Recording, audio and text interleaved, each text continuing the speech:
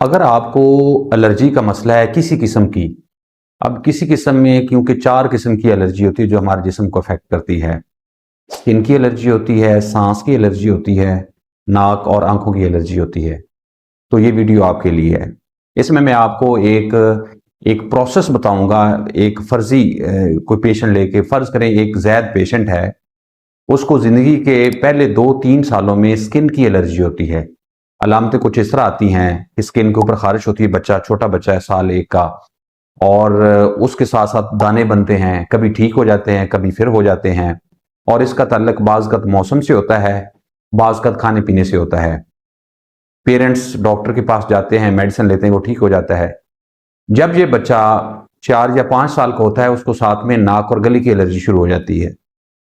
अलामतें कुछ इस तरह होती हैं कि नाक से पानी आता है, नाक बार बार बंद रहता है, और बच्चा बार बार रोता है गले में खारिश होने की वजह से। पेरेंट्स फिर जाते हैं ईएनटी के स्पेशलिस्ट के पास, वो मेडिसिन देते हैं, 1 हफ्ता 2 हफ्ता बेटर हो जाता है, फिर 1-2 महीने बाद उसको प्रॉब्लम होता है, दोबारा फिर मेडिसिन लेते हैं, ठीक हो जाता है, फिर मेडिसिन छोड़ देते हैं। तो ये प्रोसेस चलता रहता है। जब ये बच्चा 8-10 साल का होता है तो उसको सांस की एलर्जी शुरू हो जाती है। अलामतें कुछ इस तरह होती हैं कि सीने में जिस तरह घुटन सी फील होती है, और बच्चों में पेन बहुत ज्यादा होती है। वो कहता है कि मुझे पेन होती है सीने में।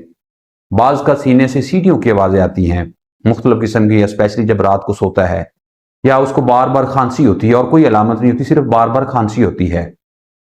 तो ये सारी अलामतें शो करती हैं कि इसको सांस की एलर्जी हो गई है। जब और थोड़ा बड़ा होता है तो उसको आंखों की एलर्जी हो जाती है।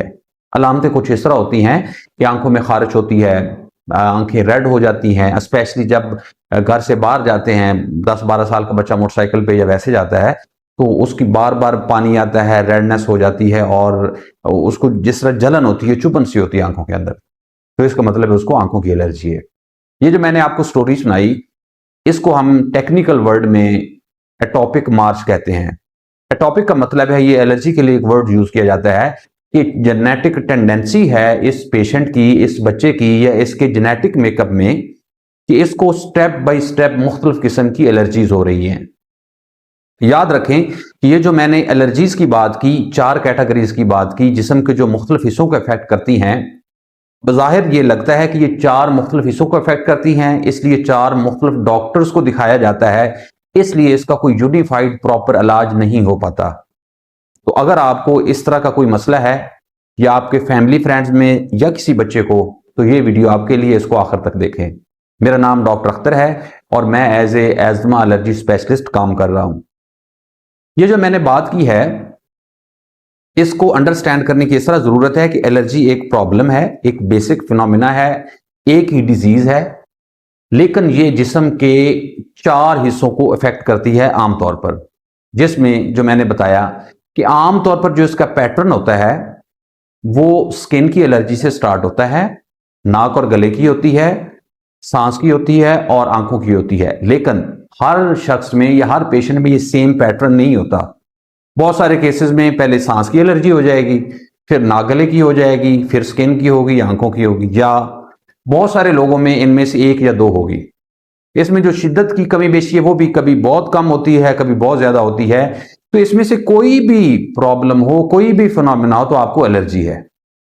जिस तरह इसकी मैं एग्जांपल दूंगा, ये जिस तरह एक पौधा होता है, उसका एक बड़ा तना होता है नीचे से, और उस तने के ऊपर 4 शाखें होती हैं और उससे छोटी, और उन शाखों के ऊपर पूरा दरख्त खड़ा होता है। तो इसी तरीके समझें, जो जो एलर्जी का एक दरख्त है, या जो एक एलर्जी की बीमारी है, ये बेसिक एक डिजीज है, ब्लड की डिजीज है, यानी आपके खून में एलर्जी होती है, आप इस तरह कह सकें आम आदमी के लिए। और उसकी ये 4 ब्रांचेज हैं जो जिस्म के 4 हिस्सों को अफेक्ट करती हैं। जो मैंने गिनवाया है कि सांस की एलर्जी होती है, जिसको हम एलर्जिक एज़मा बोलते हैं। आंखों की एलर्जी होती है, जिसको एलर्जिक कंजक्टिवाइटिस बोलते हैं। नाक और गले की होती है, जिसको हम एलर्जिक राइनाइटिस बोलते हैं। और स्किन की एलर्जी होती है, इसको हम एटॉपिक डर्माटाइटिस बोलते हैं। तो इन चारों कैटेगरीज का बाज़ इकट्ठी होती हैं, बाज़ इनमें से कोई एक होती है, बाज़ 2 होती है या 3 होती है। तो इनमें से कोई भी हो तो इसका मतलब आपको एलर्जी का प्रॉब्लम है।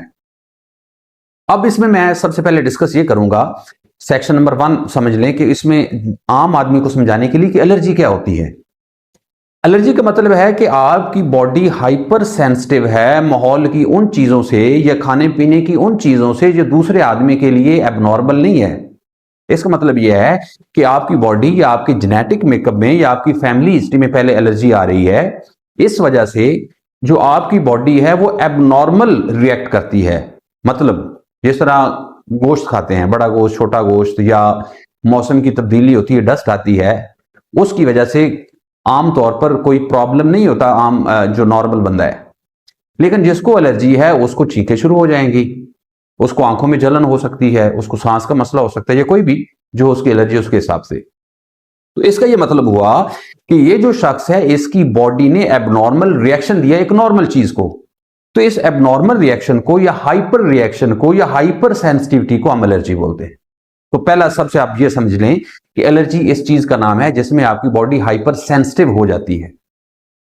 अब सेकंड बात, जो सेकंड इसका सेक्शन है उसमें यह बात करूंगा कि इसकी वजूहात क्या होती है, ये समझना जरूरी है। अब वजूहात में सबसे बड़ी वजह जेनेटिक मेकअप होता है, फैमिली हिस्ट्री होती है, आपके खानदान में एलर्जी होती है। अब बहुत सारे लोग, जिस तरह फॉर एग्जाम्पल एक पेशेंट आता है, वो कहते हैं जी मुझे सांस का मसला है, मतलब उसको एस्थमा है या एलर्जिक एस्थमा है, सांस की एलर्जी है। वो ये कहता है कि मेरे खानदान में, अब खानदान से मुराद तमाम खून के रिश्ते हैं, वो ग्रैंड पेरेंट्स मदर की तरफ से और इधर फादर की तरफ से सारे हो सकते हैं, उसमें जो भी खून के रिश्ते हैं। अब वो पेशेंट ये कहता है कि मुझे सांस की एलर्जी है लेकिन बाकी पूरे खानदान में किसी को सांस की एलर्जी नहीं, हाँ लेकिन मेरे वालिद साहब को या दादा को केरे का मसला है। तो अब इसमें जो आपको समझने की, जो आपने समझना है वो ये है कि एलर्जी की जो मैंने 4 कैटेगरीज गिनवाई हैं, वो आपकी फैमिली हिस्ट्री में अगर उनको कोई एक कैटेगरी है तो आप में टेंडेंसी ज्यादा है एज कंपेयर टू दूसरे बंदे के एलर्जी होने की, और वो कोई भी हो सकती है। जरूरी नहीं कि अगर आपकी फैमिली में पहले केरा है या नाक गले की एलर्जी है जिसको हम एलर्जिक राइनाइटिस बोलते हैं कि आपको वही होगा सेम, ऐसा नहीं है। अगर उनको वो है तो आपको एजमा भी हो सकता है, आपको एटॉपिक डर्माटाइटिस मतलब स्किन की एलर्जी भी हो सकती है, आपको आंखों की भी हो सकती है, और वही केरे वाले भी हो सकती है। तो समझाना ये चाह रहा हूं कि अगर आपकी फैमिली में किसी किस्म की कोई एलर्जी है तो अगली नस्ल है जेनेटिक मेकअप में, या आपकी वो म्यूटेशन, ये चेंजेस आ जाती हैं कि आपको ज्यादा टेंडेंसी है एलर्जी होने की। तो एक सबसे बड़ी वजह ये होती है। दूसरी वजह इसकी होती है इन्वायरमेंट काजेज। अब इन्वायरमेंट में अगर एक आदमी, जिस तरह ये अड्डे पे कुछ लोग खड़े होते हैं, वहां पे धुआं है, डस्ट है, इनको इसकी वजह से एलर्जी होती है। अब बहुत सारे लोग फैक्ट्री में काम करते हैं, जिस तरह कॉटन की फैक्ट्री, उससे अगर उसके खानदान में अगर पहले नहीं भी है तो उसको उसके इन्वायरमेंट की वजह से एलर्जी हो जाएगी।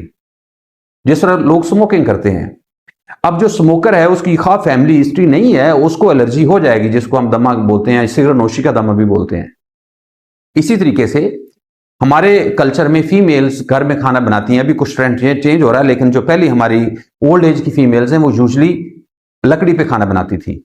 तो जब लकड़ी पे खाना बनाते हैं और उसमें वो सारा खानदान के लोग शामिल हैं कि सेंटर में उन्होंने चूल्हा जलाया हुआ है, साथ में सारे बैठे हुए और एक बंद कमरा है, तो इसको हम बोलते हैं पैसिव स्मोकिंग। इसका यह मतलब है कि उन्होंने 15 या 20 साल वो पैसिव स्मोकिंग की है। और याद रखें इसका सेम इफेक्ट होता है जिस तरह एक बंदा प्रॉपर सिगरेट पी रहा है। तो यह समझना जरूरी है कि अगर आपकी एक्टिव स्मोकिंग है, आप हुक्का या सिगरेट पी रहे हैं या तंबाकू यूज कर रहे हैं, या आपकी पैसिव स्मोकिंग जो मैंने एग्जांपल दी, तो आपको एलर्जी या एस्थमा हो सकता है जिंदगी के किसी हिस्से में। तो ये इसकी वजूहात हो गई। अब तीसरी कैटेगरी में बात करूंगा कि एलर्जी की कौन सी अकसाम है, कौन सी कैटेगरीज हैं। वो मैंने पहले थोड़ा सा बताया, अभी मैं थोड़ा डिटेल में बताऊंगा कि बेसिकली जिस्म के 4 हिस्सों को एलर्जी इफेक्ट करती है। अब इसमें ये जरूरी नहीं है इन 4 कैटेगरी में से, या जिस्म के 4 हिस्सों को जो इफेक्ट करती है, वो जो मैंने एटॉपिक मार्च वर्ड बोला, एक स्टेप वाइज जो अप्रोच होती है, आमतौर पर वो कहा जाता है, वो जरूरी नहीं कि हर पेशेंट में हो। उसमें जो नागले की एलर्जी आमतौर पर पहले स्टार्ट होती है, इसको हम एलर्जिक राइनाइटिस बोलते हैं। इसकी अलामतें कुछ इस तरह होती है कि नाक बंद हो जाता है, बार बार छींकें आती हैं, नाक से पानी बहता है, और गले में खराश होती है जिसको केरा बोलते हैं। तो इसको हम कहते हैं एलर्जिक राइनाइटिस। अब इसका अगर प्रॉपर इलाज हो जाए, जो कि बाद में बताऊंगा कि प्रॉपर इलाज क्या होता है, तो आमतौर पर अगले प्रॉब्लम नहीं होते। जो बाकी 3 कैटेगरीज हैं वो आमतौर पर नहीं होती, उनको अवॉइड किया जा सकता है, उनसे बचा जा सकता है। लेकिन अगर इस एलर्जिक राइनाइटिस का प्रॉपर इलाज ना किया जाए तो इसमें स्ट्रॉन्ग चांसेस होते हैं, बल्कि ये साबित शुदा स्टडीज में कि 50% केसेस में सांस की एलर्जी हो सकती है, जिसको हम एलर्जिक एजमा बोलते हैं, और दूसरी एलर्जीज हो सकती है। तो मतलब यह है कि अगर आपको नाक और गले की एलर्जी है, आपने प्रॉपर इलाज नहीं किया तो आपको ये बाकी एलर्जीज सारी उम्र के लिए प्रॉब्लम कर सकती हैं। और अगर आपने उस एलर्जिक राइनाइटिस का टाइमली इलाज कर लिया तो आपको बाकी बीमारियां जिंदगी में नहीं होंगी। दूसरी कैटेगरी होती है एलर्जिक एजमा की, जिसको हम सांस की एलर्जी बोलते हैं। इसमें अलामतें कुछ इस तरह होती हैं कि सीने में घुटन होती है, जिस तरह सांस अंदर लेने में या सांस निकालने में प्रॉब्लम होता है। ये हर वक्त नहीं रहता, आमतौर पर एपिसोडिक होता है।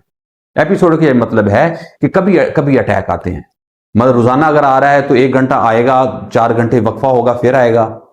अगर मंथली आ रहा है तो महीने में 2-3 अटैक आएंगे।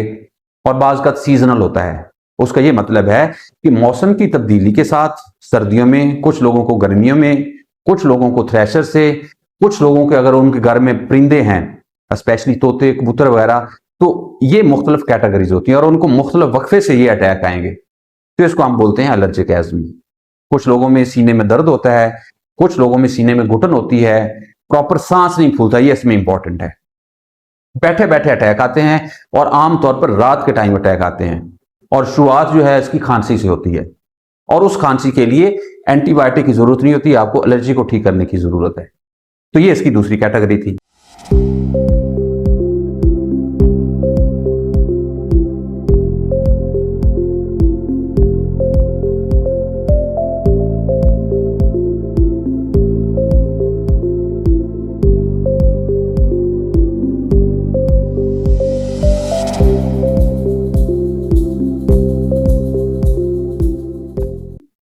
अब जो तीसरी कैटेगरी होती है उसको हम एटॉपिक डर्माटाइटिस बोलते हैं, मतलब स्किन की एलर्जी। इसमें क्या होता है, इसमें भी जलन होती है कुछ लोगों में खारिश होती है पूरे जिस्म के ऊपर, कुछ लोगों में दाने से बनते हैं। अब ये भी डिफरेंट लोगों में डिफरेंट तरह की प्रेजेंटेशन होती है। अब इसमें इलाज क्या है वो मैं डिटेल में बताऊंगा, लेकिन अगर टाइमली इलाज कर लिया जाए तो आमतौर पर दूसरी एलर्जीज नहीं होती। जो चौथी कैटेगरी है वो आंखों की एलर्जी होती है, उसको हम एलर्जिक कंजक्टिवाइटिस बोलते हैं। उसमें कुछ अलामतें इस तरह होती हैं कि आंखों से पानी बहता है, आंखों के अंदर जलन होती है, और पेशेंट स्पेशली जब वो बाहर निकलते हैं, स्पेशली मोटरसाइकिल के ऊपर या कार में विंडो खोली हुई है, तो उनको ज्यादा चुभन होती है। तो ये शो करता है कि इसको आंखों की एलर्जी है। अब हम बात करते हैं इलाज की कि इसका क्या इलाज हो सकता है। जो इलाज है एलर्जी का, इसको हम ब्रॉडली 2 हिस्सों में डिवाइड करते हैं।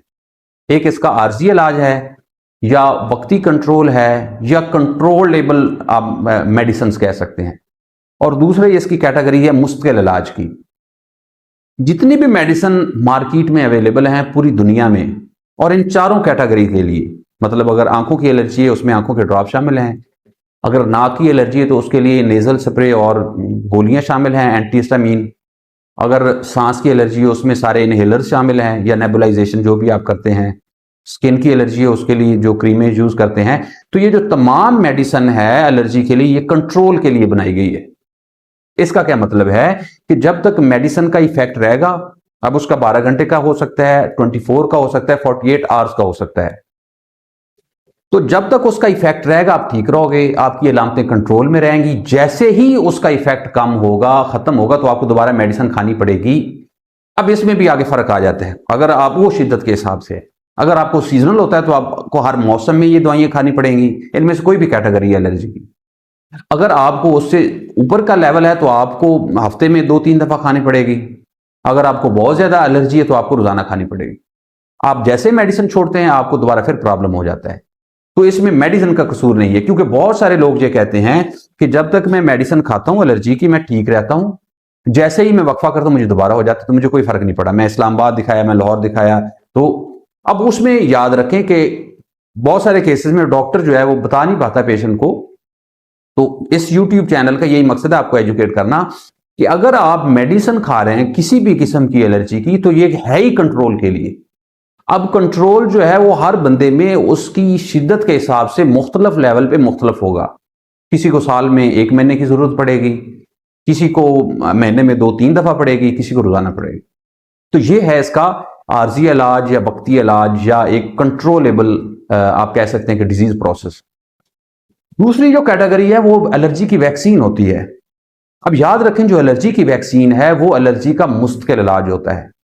अब ये जो एलर्जी का मुस्तकिल इलाज है वो सिर्फ एक बीमारी के लिए नहीं है।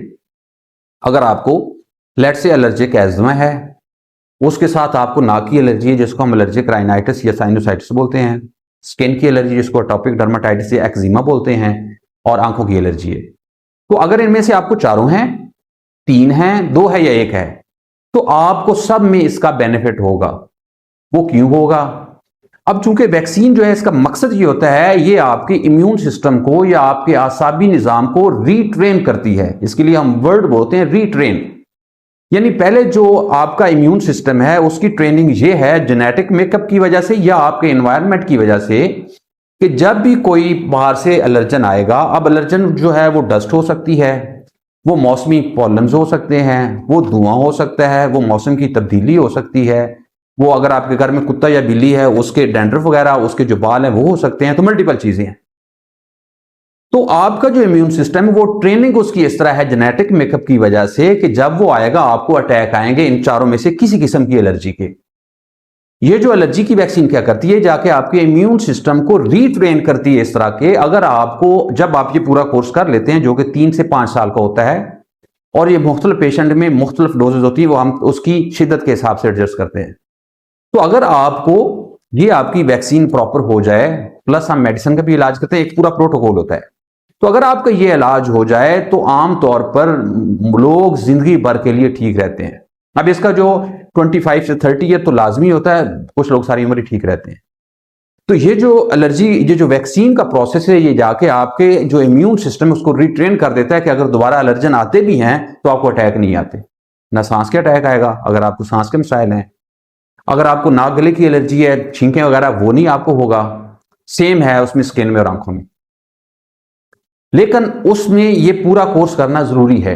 अगर उसमें कोई शख्स कुछ अरसा करता है छोड़ देता है, बहुत सारे लोग कहते हैं जी मैं इस्लामाबाद गया, मैंने 6 महीने के लिए वैक्सीन लगाई, मुझे फायदा नहीं, मैं छोड़ दी।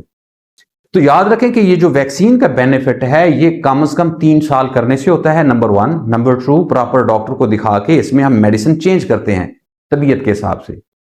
तो आप इसको, एलर्जी की वैक्सीन को एलर्जी के हिफाजती टीके भी कह सकते हैं। मतलब जिस तरह बच्चों को बचपन में हिफाजती टीके लगाते हैं मुख्तलिफ इन्फेक्शन से बचने के लिए, हालांकि उनको वो बीमारी नहीं होती, तो ये जो एलर्जी की वैक्सीन है इसका मकसद ये है कि आपको आइंदा के लिए बचाया जाए, अगले साल या उससे अगले साल या जिंदगी भर के लिए।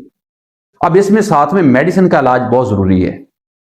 अब बहुत सारे पेशेंट, मेरे अपने पेशेंट या जो इस्लामाबाद सरकारी सेंटर से लेते हैं, वो कहते हैं जी मैं वैक्सीन लगा रहा हूं, मुझे बेनिफिट नहीं हो रहा, या कहते हैं कि मुझे बार बार मेडिसिन खानी पड़ती है, मुझे वैक्सीन का क्या फायदा। तो इसमें जो आपने अंडरस्टैंड करना वो ये है कि इसमें जिस तरह हम कहते हैं कि 2 हाथ से ताली बजती है, तो एक इसमें हाथ या एक जो इसका एस्पेक्ट है वो ये है कि जो आपके जिस्म में, या अगर हम लंग्स की बात करें, एजमा की बात करें, सांस की नाली के अंदर जो सोजिश हो चुकी है एलर्जी की वजह से, आपको 10 साल से या 5 से है, वो हमने मेडिसिन से ठीक करना है, वो वैक्सीन ठीक नहीं करेगी। आपका जो आइंदा के लिए बचाव है, अगले साल या अगले साल, वो मेडिसिन नहीं करेगी, वो वैक्सीन करेगी, जो मैंने पूरा उसका प्रोसेस समझाया। तो इस तरह समझें कि जो मेडिसिन प्लस वैक्सीन किसी भी किस्म की एलर्जी का मुस्तकिल इलाज है। अगर इसमें से आप कोई चीज मिस करें तो आपको प्रॉपर इलाज नहीं होगा, आपका प्रॉपर बेनिफिट नहीं होगा, आप सारी उम्र जो है वो दवाइयों पे लगे रहेंगे। आखिर में परहेज की अगर बात की जाए, अब बहुत सारे लोग जो बहुत ज्यादा परहेज करते हैं। याद रखें कि एलर्जीज के मामले में अगर आप ज्यादा परहेज कर रहे हैं तो आपका इम्यून सिस्टम मजीद वीक होगा। इसकी एग्जांपल मैं अपने पेशेंट को कुछ इस तरह देता हूं, जिस तरह एक फसल है, अब फसल में बीमारी लगी हुई है, उसके लिए लेट से सब्ज तेल है, उसके लिए खास स्प्रे सजेस्टेड होती है, तो आप उसको स्प्रे भी नहीं कर रहे और उसका खाद पानी भी बंद कर दिया, तो वो बीमारी उसको ज्यादा फैल जाएगी क्योंकि उसका सिस्टम वीक हो जाता है। सेम हमारे प्रोसेस में है कि अगर आपको किसी एक चीज से लेट से एलर्जी है, वो टेस्ट करके पता चल जाता है। अगर आपको एक चीज से एलर्जी है और आपने 10 चीजें और छोड़ दी तो आपको इम्यून सिस्टम आपका वीक होगा, आपको और ज्यादा एलर्जी होगी, एलर्जी के अलावा और बीमारियां हो जाएंगी। तो इसमें यह अंडरस्टैंड करना जरूरी है कि आपने उस एलर्जी को आइडेंटिफाई करना है पहले, और उस मखसूस चीज से आपने बचना है, और बाकी अपना सारा कुछ खाना पीना है। अब इसमें जो एक और इंपॉर्टेंट बात है, अगर आप एलर्जी की वैक्सीन करवा लेते हैं, इसका यह बेनिफिट होता है कि आप जो जिस चीज से आपको एलर्जी थी आप वो भी खा सकते हैं, और मेरे पेशेंट खाते हैं, सबको ये मैं बताता हूं। अब अगला ये क्वेश्चन पैदा होता है कि इसके टेस्ट कौन से होते हैं। इसके लिए टेस्ट एक ही होता है, उसको हम बोलते हैं स्किन प्रिक टेस्ट या स्किन एलर्जी टेस्ट। इस टेस्ट में क्या करते हैं कि जो हमारे रीजन में, पाकिस्तान में और इंडिया में, यहाँ पे तकरीबन चूंकि पौधे मुख्तलिफ किस्म के हैं, जो यूके और उधर हैं, तो हर रीजन वाइज ये एलर्जन होते हैं। इसमें एलर्जन लिए जाते हैं, उनका एक एक्सट्रैक्ट निकालते हैं और वो जो केमिकल है वो स्किन के ऊपर डालते हैं हम, और उसके बाद उसको स्क्रैच करते हैं। उसमें जो है आपकी बॉडी वो रिएक्शन देती है। अगर वहां पे सोजिश आ जाए तो इसका मतलब आपको, आपका जो स्किन प्रिक टेस्ट है या स्किन एलर्जी टेस्ट है वो पॉजिटिव है, और अगर वहां नहीं आता तो इसका मतलब आपका नेगेटिव है। अब उसका भी आपकी शिद्दत के हिसाब से मुख्तलिफ लेवल होंगे। किसी में सिर्फ थोड़ी सी रेडनेस आएगी, किसी में वहां ऊपर प्रॉपर एक सोजिश बन जाएगी, जिस तरह एक लोकल स्वेलिंग बन जाती है, तो वो इसका मतलब है कि उसको बहुत ज्यादा एलर्जी है। और किसी का उससे भी बढ़ जाता है, किसी को रिएक्शन भी आ सकता है। तो इसलिए ये जो स्किन प्रिक टेस्ट है ये लेबोरेटरी पे अलाउ नहीं है, ये सिर्फ डॉक्टर ही कर सकता है, क्योंकि उसके साथ हमने कुछ प्रिवेंटिव मेजर्स भी करने होते हैं। खुदा ना खास्ता किसी को रिएक्शन हो जाए तो उसको प्रॉपर फिर मेडिसिन देते हैं। लेकिन इसमें परेशानी की बात नहीं, ये एक रूटीन में करने वाला टेस्ट है, हम करते हैं और पेशेंट इससे मुस्तफीद हो रहे हैं। आखिर में अगर समरी बात को समराइज किया जाए, अगर आपको इन चारों में से कोई एलर्जी है, आपको सांस की एलर्जी है, आपको नाक गले की एलर्जी है, आंखों की है या स्किन की है, तो आपको 4 मुख्तलिफ डॉक्टर्स के पास जाने की जरूरत नहीं है। आपने सिर्फ एक डॉक्टर के पास जाना है जो एलर्जी को डील कर रहा है, और हम अपने क्लिनिक पे कर रहे हैं। आप हमारे किसी भी क्लिनिक पे तशरीफ लाएं, आपका हम स्किन प्रिक टेस्ट करेंगे, उसमें देखेंगे आपको किस चीज से एलर्जी है, आपकी वैक्सीन करेंगे, आपको पूरा बताएंगे, और इंशाल्लाह आप इससे मुस्तकिल ठीक हो सकते हैं। अगर आप चाहते हैं, इसमें मैं जरा ब्रीफली बात की है, इनमें से कोई चीज डिटेल में जिस पे बात की जाए आप नीचे कमेंट्स में लिखो, मैं इंशाल्लाह उस पर वीडियो बनाऊंगा। अल्लाह ताला आपका और आपके घर वालों का हामी नासिर हो। अल्लाह हाफिज।